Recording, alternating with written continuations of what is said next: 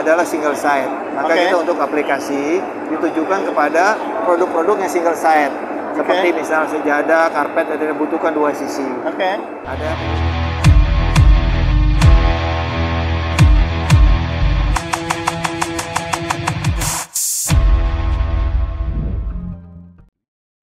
Sobat Print Media, saat ini saya bersama Pak Tantra ada di booth-nya Crystal Shine atau MST. Betul, Pak. Ya. Nah, Pak Tantra, saya sekarang ada di depan satu mesin ini yang kelihatannya sangat istimewa. Ya bisa cetak di atas bahan yang kayaknya mirip seperti karpet. Ya. Boleh Pak, tolong ceritakan ini mesin apa Pak? Mesin kita ini Toyo. Toyo itu ya dari Jepang punya.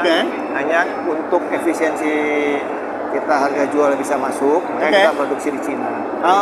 Ini kita mesin yang ini adalah single side. Maka kita untuk aplikasi ditujukan kepada produk-produk yang single side. Seperti misalnya sejadah, karpet, yang dibutuhkan dua sisi. Ada produk kita lain yang double set itu dua sisi, pengaplikasinya berbeda. Kalau ini produk kita ini satu sisi dengan kain-kain yang berbulu seperti ini. Kalau di produk, kalau ini lebih jelasnya kita begini kan kelihatan bulunya. Ya.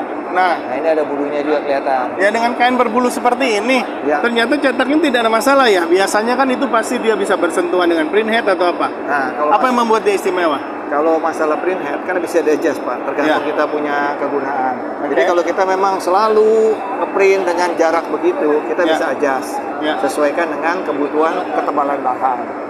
Nah, ini kalau kita memang saat ini memang kita settingnya memang general. Tapi kalau memang ada yang mau lebih tebal di sini, kita bisa set printhead itu sesuai dengan barang yang kita mau produksi. Nah, itu dia. Walaupun dia kan berbulu nih, biasa untuk mencetak sesuatu di atas bahan yang berbulu lah ya. Sesuatu yang tidak fix. Nah, tapi dia bisa nyetak begitu detailnya, begitu tajamnya. Ya itu dari tadi jarak headnya. Ada garisnya. Ya, jarak headnya itu pengaruh, Pak. Makanya saya bilang dia ada toleransi, cuma toleransi sampai sekian aja masih bisa lah. Kalau terlalu jauh juga nggak bisa. Jadi ya ini paling kita bilang sampai ketebalan 3 mili no problem, sampai maksimum mungkin 6 mili. Kalau udah lebih dari itu, kemungkinan saya akan kegesek.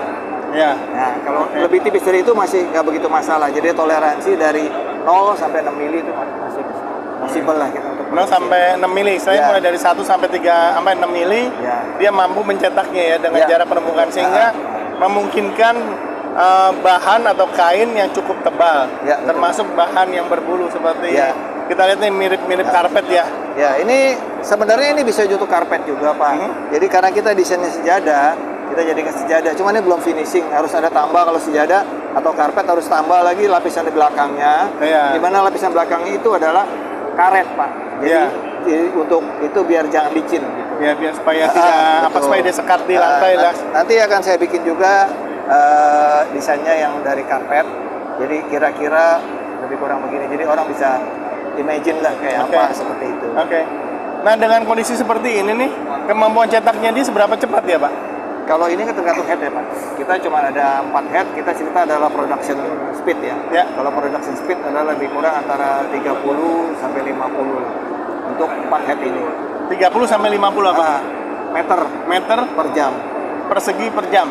Atau meter lari? Enggak, meter persegi. Berarti memang bisa mencapai 60 juga, tergantung gambarnya, tergantung banyak hal. Pasnya juga tergantung. Jadi kita cerita production dengan kira-kira 3 pas, Pak.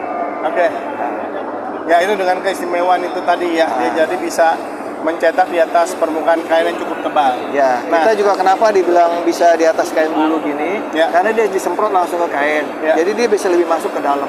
Ketimbang kalau kita sublim hanya di surface saja, bulu di gini masih banyak putihnya.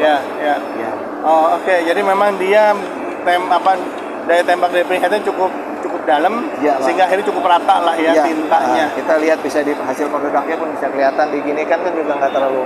Dalamnya tidak warna putih, tapi tintanya bisa menyerap sampai ke dalam. Nah, terkait dengan maintenance mesin ini, kira-kira apa sih yang butuh diperhatikan? Secara umum saja. Secara umum ya seperti printer yang biasa, Pak. Misalnya dia kalau sekian periode pasti ada cleaning. Kalau maintenance ya seperti biasa aja, karena ini kan water base, jadi nggak terlalu repot. Jadi untuk kalau dia diberhentikan sekian lama kayak mesin ini dari GPPE nggak pernah jalan, Pak.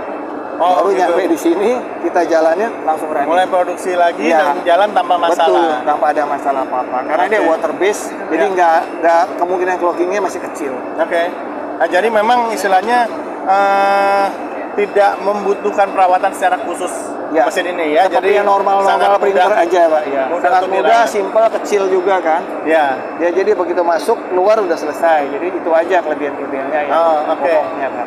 Oke. Nah, dengan mesin sebesar ini boleh dikasih tahu kira-kira harga ini mesin berapaan? Kalau harga ini ya kalau dengan single head lebar 120 itu di harga 295, Pak. Oh, 265 juta ya. Nggak sampai lah. Tidak sampai 300 juta ya. Jadi dengan kemampuan cetak seperti yang kita lihat saat ini. Iya, Pak, betul. Ya. Boleh kita lihat bagian belakangnya? Silakan, Pak. Bahwa mesin ini seperti apa pada saat dia bekerja? Iya, nah coba ini boleh kita ngintip sedikit, Pak. Ini bot, dalamannya. Pak. Oh, ini itu dia. headnya jalan di situ. Ini bot aja isinya. Mekanisme ini sederhana ya. Jadi dalamannya juga tidak terlalu terlalu kompleks, tapi relatif cukup stabil dia. Ya, lumayan karena kita udah sering jalan juga dengan beberapa macam. Karena relnya kondisi. Cukup kokoh lah di sana. Bapak lihat aja kita punya besi ini, besinya semua pada kuat semua, Pak. Iya. Konstruksinya lumayan lah. Ya, dan memang posisi headnya dia vertikal. Vertikal, Pak. Dia nembaknya langsung ke arah kain secara vertikal, tidak biasa kan nyemprot atas bawah, ke bawah ya. Seperti itu. Nah, ini lebih terlihat terpasang ada 4 print head ya? Iya, 4 print head. Penggunaan print head apa itu, Pak? Pak. I3200. Iya, betul, Pak. Bentuknya aquos ya? Iya.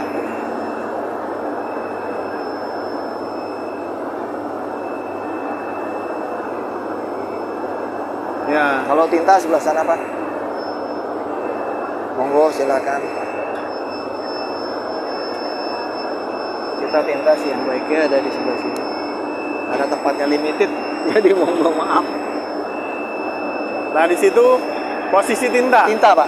Tempat tintanya, jadi ada di sebelah kanan mesin karena kita lihat dari belakang. Itu ada di sebelah kirinya. Mempergunakan berapa tinta itu, Pak? Tintanya 4 aja, Pak. 4 warna saja ya, standar. Ini masuk kain dari sana ke atas, turun ke bawah, ke atas sana lagi. Jadi dari sana balik lagi ke sana, Pak. Jadi kain dari sana balik lagi ke sana. Udah simpel mesin seperti ini. Pemanasnya pun ya boleh dibilang dia punya isolasinya bagus, Pak. Bapak boleh pegang sini, ada masalah. Jangan yang sana ya, yang sebelah sini aja. Oh ya, ini pemanasnya ya. Jadi dia direct print langsung di atas kainnya, terus langsung fixation di atas mesin. Dan ini sudah pemanasnya. Jadi tidak perlu ada proses tambahan lagi. Dia ada kelebihannya, dia punya sistem dari kain masuk begini, ini kan print. Setelah print naik ke atas, dia ada pengering lagi. Setelah atasnya masih ada pengering. Setelah pengering baru fixation. Fixationnya panjang. Dari sini naik ke atas baru di roll di sini. Jadi kemungkinan stain nggak ada, Pak. Oh, oke. Dia begini roll ke bawah, baru keluar lagi di sini. Baru dia keluar. Nah, ini rollnya di atas setelah fixation sebagian. Jadi fixation dari sini naik ke atas, turun sampai ke sini, turun lagi. Oke. Dan terlihat sih memang dari roll bawah situ dia mempergunakan tensionnya, balancingnya ya, supaya kainnya tidak lari kemana-mana, posisi dudukannya cukup stabil. Betul, seperti itu, Pak. Pemasangannya juga relatif mudah, simple sekali. Tinggal kita biasanya kita akan sisakan, kan kadang-kadang orang meragukan bahwa ini makan kain banyak. Kita pancing pakai kain dulu, kita sambung, jalan, setelah lewat head kita print. Jadi boleh dibilang hampir tidak ada yang terbuang. Ada sih kebuang cuma sedikit aja. Setelah finish pun kita ambil pancingan lagi satu. Seperti itu. Itu kerja orang lapangan. Hanya tinggal disambung, naikin, tinggal dijalankan, beres sudah seperti itu. Baik, menarik, sangat menarik. Ya, demikian Sobat Print Media. Saat ini kita sudah melihat mesin yang direct print bisa untuk karpet, tekstil, dan untuk aplikasinya sajadah, bahkan sofa, bantal, dan taplak seperti itu. Pak.